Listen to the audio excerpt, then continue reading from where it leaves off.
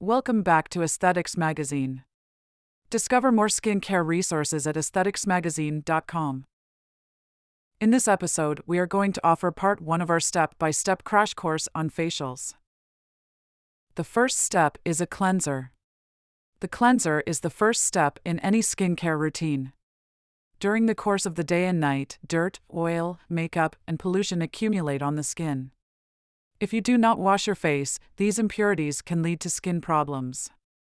Cleansing helps to remove this accumulation of stuff and prevent it from entering the pores and serves as a fresh start for your skin. By getting rid of the impurities from your skin, you are allowing the other products you use later, like serum or moisturizer, to reach the skin and work effectively. It's important to wash your face with a cleanser for your skin type: normal skin, dry skin, oily skin, acne-prone skin, or sensitive skin. For example, if you live in an area with a moderate climate and your skin is not oily, you can go for a gel or foaming cleanser. However, if you live in an area with a colder climate or your skin is particularly dry, you should look for a hydrating cleanser. It is important to choose a mild and gentle cleanser because no matter your skin type, you can damage your skin by using a harsh cleanser. If your skin feels tight and dry after using a cleanser, you may be using one that is too aggressive for your skin. Also, try to use lukewarm water, as hot water can be too drying and cold water doesn't remove the surface oils. Finally, don't forget to wash your hands before cleansing and then rinse your face and pat dry with a clean towel. Always remember to replace your cleanser twice a year. Step 2 is an exfoliant. Exfoliants are a very important step in any facial skincare routine. Exfoliating helps you to scrub away the dead skin cells that cover up your skin's natural, healthy glow. Your skin naturally sheds dead skin cells, around 30,000 to 40,000 cells every minute. However, sometimes this natural process can slow down, leading to excess oil, clogged pores, acne, and dull skin. There are 2 different types of exfoliant: chemical and physical.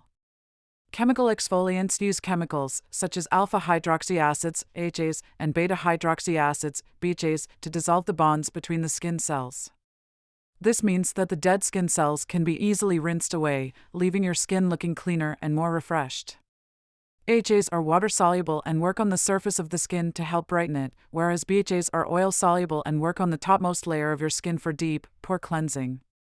Physical exfoliants use small grains, like sugar or salt, to remove dead skin cells through physical abrasion. These exfoliants are particularly good for people with very oily skin, as they will also help to physically dislodge any debris from the pores. However, it's important to remember not to exfoliate too much. Most people will only need to exfoliate around 2 to 3 times a week. Over-exfoliating can lead to skin irritation and micro-tears in the skin, which can increase the risk of infection and make your skin look older. Always remember to be gentle when applying exfoliants, especially in areas where the skin is thinner, like on your face. You should gently move the exfoliant in small, circular motions around your face before rinsing it off. Also, make sure to use far less pressure than you would, for example, when scrubbing at a tough stain or trying to get a mark off the floor. Remember that during the exfoliation step, you may not want to apply an exfoliating product every day. Every other time that you're in front of the sink, like if you're doing your morning routine, is best. However, everyone's skincare needs, including their exfoliation needs, are different. Work on a schedule that both fits into your week and what your skin seems to respond best to. If you aren't sure, start with every other day. If it seems like that's too often, cut back to once every 2 days, and so forth. Always remember to follow up your exfoliating step with a good quality serum and moisturizer. This will ensure that your skin stays hydrated and that any open pores from the exfoliating process do not become blocked with oils and dirt. Also, applying moisturizer after exfoliating can help to prevent any skin irritation. Some people find that their skin takes a little while to adjust to a new exfoliating routine. This is completely normal. Changing anything about your skincare process can lead to a short period where your skin seems to worsen. If, after a few months, you are not noticing any improvements, consider consulting a dermatologist or other trained skincare professional. These people will be able to provide insight into what might be keeping your skin from being as healthy and radiant as you want. Step 3. Apply a mask. Masks are used to achieve a variety of results, so the type used will depend on the skin concern. For example, a clay mask is recommended for those who have oily skin because it is highly absorbent. On the other hand, a hydrating mask is perfect for those who suffer from dry, flaky skin. Gels, creams, and sheet masks are also popular options. Many people use facial masks a couple of times a week, as that is what is recommended in order to improve the skin. However, the frequency of mask use will ultimately depend on the specific mask and your individual skincare needs and wants.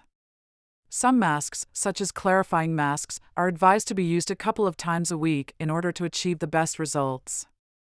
These types of masks help to purify the skin and remove toxins, so they are the best option for anyone who is prone to spots or oily skin. However, not everyone has the time to apply face masks. Some people may find that they have a favorite type of mask and use it regularly. Others may sometimes use a mask as part of their skincare routine, but not always, depending on if they have enough time to spare. Sheet masks can be a great option for those who are short on time, as they normally only need to be left on the skin for 15 minutes or so.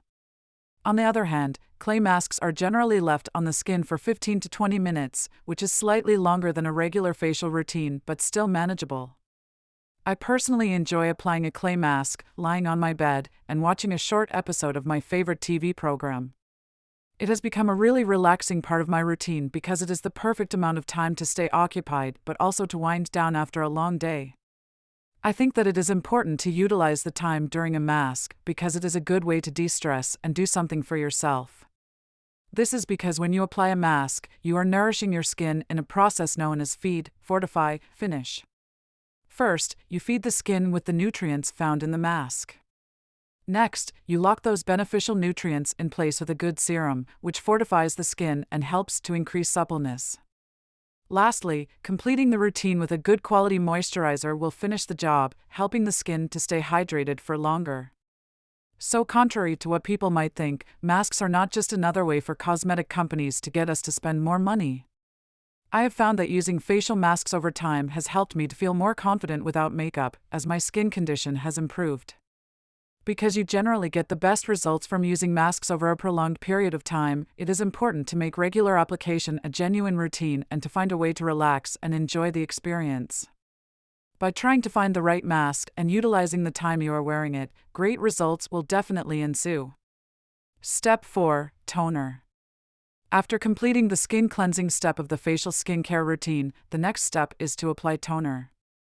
A toner is a lotion that is intended for the most part to cleanse the skin and reduce the appearance of pores.